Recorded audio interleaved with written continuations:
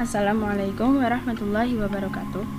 Kami dari kelompok 1 yang terdiri dari saya, Edis Oktalinda dengan NPM 4121220145 dan teman saya, Tiara Fadila dengan NPM 4121220273 akan mempresentasikan mengenai materi negara, kewarganegaraan, serta hak dan kewajiban warga negara.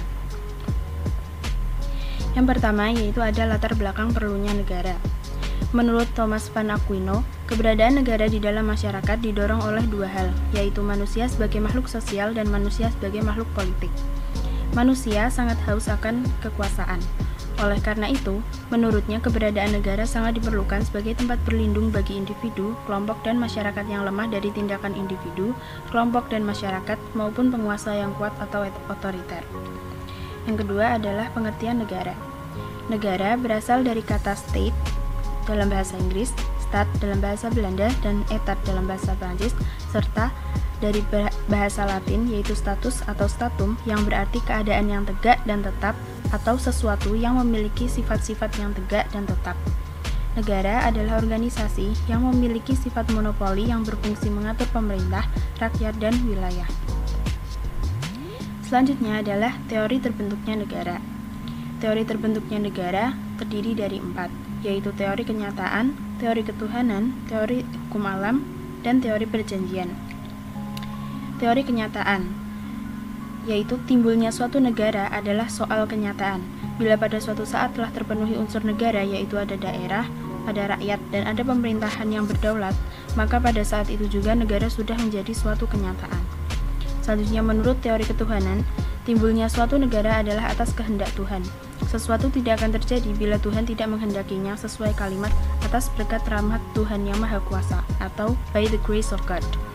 Selanjutnya, menurut teori hukum alam, negara adalah ciptaan alam kodrat manusia membenarkan adanya negara. Manusia bersama-sama adalah makhluk politik dan baru kemudian makhluk sosial. Karena kodrat itu, maka manusia ditakdirkan untuk hidup bernegara.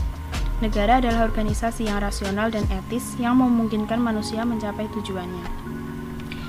Yang terakhir, menurut teori perjanjian, negara timbul karena perjanjian yang diadakan antara manusia yang tadinya hidup bebas merdeka, terlepas satu sama lainnya tanpa ikatan kenegaraan. Perjanjian ini diadakan agar ada penguasa yang bertugas menjamin kepentingan bersama agar manusia tidak saling memangsa atau homo homini lupus. Perjanjian itu disebut perjanjian masyarakat atau due contract social.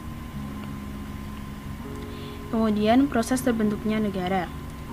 Yang pertama yaitu occupati, adalah pendudukan suatu wilayah yang semula tidak bertuan. Contohnya Liberia, diduduki oleh budak-budak negro yang kemudian dimerdekakan pada tahun 1847. Kemudian separati, yaitu wilayah yang semula merupakan bagian dari suatu negara, kemudian memisahkan diri membentuk negara baru. Contohnya adalah Belgia pada tahun 1839 memisahkan diri dari Belanda. Kemudian ada fusi, yaitu beberapa negara melebur menjadi satu. Kemudian sesi, yaitu penyerahan suatu daerah kepada negara lain. Contohnya Schleswig diserahkan oleh Austria kepada Rusia. Kemudian esesi, yaitu bertambahnya tanah dari lumpur yang mengeras hingga memenuhi syarat untuk menjadi negara. Lalu anekseti, yaitu penaklukan suatu wilayah untuk menjadi negara setelah 3 tahun tanpa ada reaksi dari penduduk setempat. Selanjutnya adalah proklamasi, yaitu pernyataan merdeka setelah berhasil merebut kembali wilayah yang dijajah. Selanjutnya adalah unsur negara. Unsur negara yaitu bersifat konstitutif dan bersifat deklaratif. Yang bersifat konstitutif berarti bahwa dalam negara tersebut terdapat wilayah yang meliputi udara, darat, dan perairan, rakyat, dan pemerintahan yang berdaulat. Kemudian bersifat deklaratif. Sifat ini ditunjukkan oleh adanya tujuan negara, undang-undang dasar, pengakuan dari negara lain baik secara de jure maupun de facto, dan masuknya negara dalam suatu perhimpunan bangsa-bangsa. Yang kedua adalah bentuk negara. Terdiri dari negara kesatuan, yaitu negara yang diatur oleh pemerintahan pusat yang memegang seluruh kewenangan dalam pelaksanaan pemerintahannya dapat berupa sistem sentralisasi atau sistem desentralisasi. Selanjutnya ada bentuk negara serikat atau federal. Negara yang terdiri atas beberapa negara bagian. Negara bagian diberi kewenangan untuk mengatur rumah tangganya sendiri, kecuali urusan pertahanan, keuangan, politik luar negeri, dan peradilan. Selanjutnya adalah sifat organisasi negara, yaitu bersifat memaksa, monopoli, dan totalitas. Sifat organisasi negara memaksa berarti setiap negara dapat memaksakan kehendak dan kekuasaannya, baik melalui jalur hukum maupun jalur kekuasaan dan kekerasan. Yang kedua, sifat monopoli, yaitu setiap negara menguasai hal-hal tertentu demi tujuan negara tanpa ada saingan. Yang kemudian adalah totalitas, yaitu semua hal tanpa terkecuali mencangkup kewenangan negara. Misalnya, semua orang harus membayar pajak, semua orang wajib membela negara, semua orang sama di hadapan hukum atau berdasarkan hukum, dan sebagainya.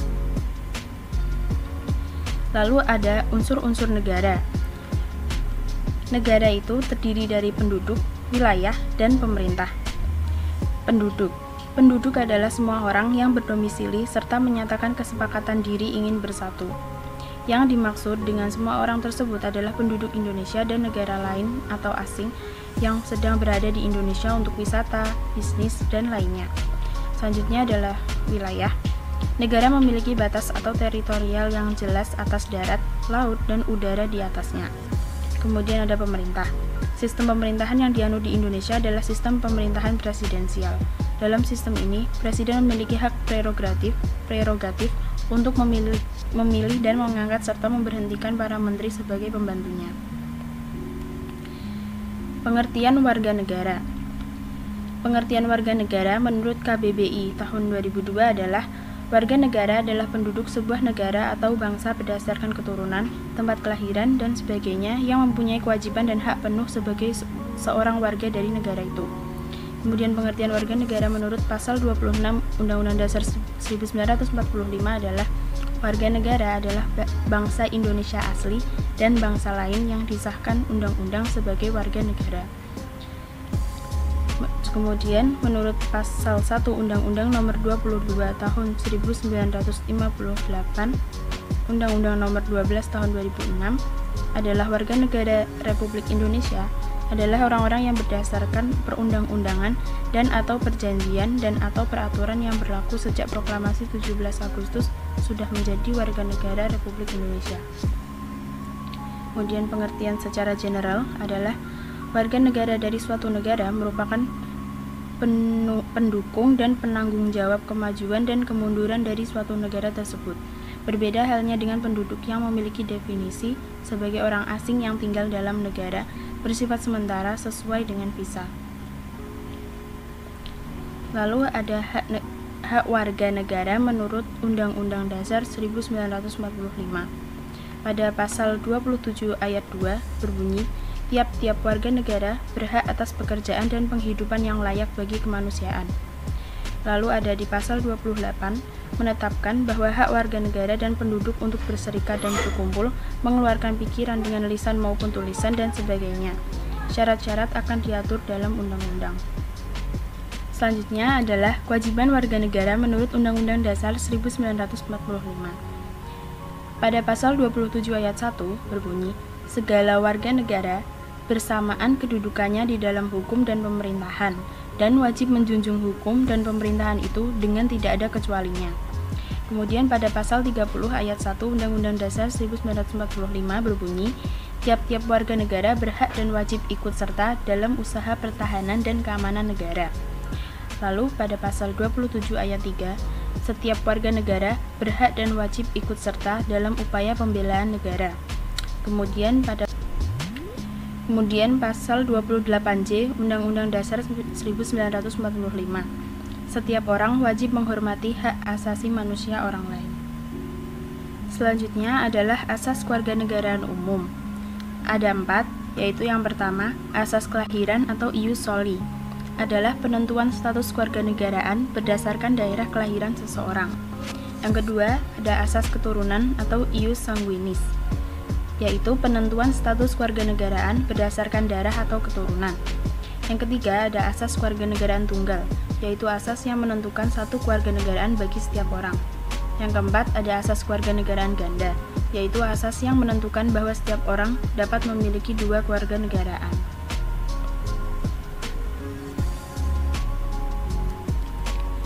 Selanjutnya adalah asas kewarganegaraan khusus. Yang pertama, ada asas kepentingan nasional, yaitu asas yang menentukan kewarganegaraan seseorang dengan mengutamakan kepentingan nasional. Yang kedua, ada asas perlindungan maksimum, yaitu asas di mana pemerintah wajib memberikan perlindungan penuh terhadap setiap warga negaranya. Yang ketiga, ada asas keterbukaan, yaitu asas yang menentukan bahwa segala hal ikhwal yang berhubungan dengan warga negara harus dilakukan secara terbuka. 4. Ada asas publisitas, yaitu asas di mana seseorang yang mana ketika seseorang kehilangan atau memperoleh kewarganegaraan negara tersebut akan diumumkan dalam berita negara agar masyarakat mengetahuinya. Yang selanjutnya adalah mengenai masalah status kewarganegaraan. Yang pertama ada apartheid, yaitu seseorang yang tidak memiliki status kewarganegaraan. Hal tersebut disebabkan karena orang tersebut lahir di negara yang menganut asas ius sanguinis. 2. Ada bipartheid, seseorang yang memiliki dua kewarganegaraan. Hal ini dimungkinkan apabila orang tersebut berasal dari orang tua yang negaranya menganut asas ius sanguinis, sedangkan ia lahir di negara yang menganut asas ius soli. 3. Ada multipride, yaitu seseorang yang memiliki lebih dari dua status kewarganegaraan, yaitu seseorang penduduk yang tinggal di daerah perbatasan antar dua negara. Terima kasih. Sekian presentasi dari kelompok kami. Wassalamualaikum warahmatullahi wabarakatuh.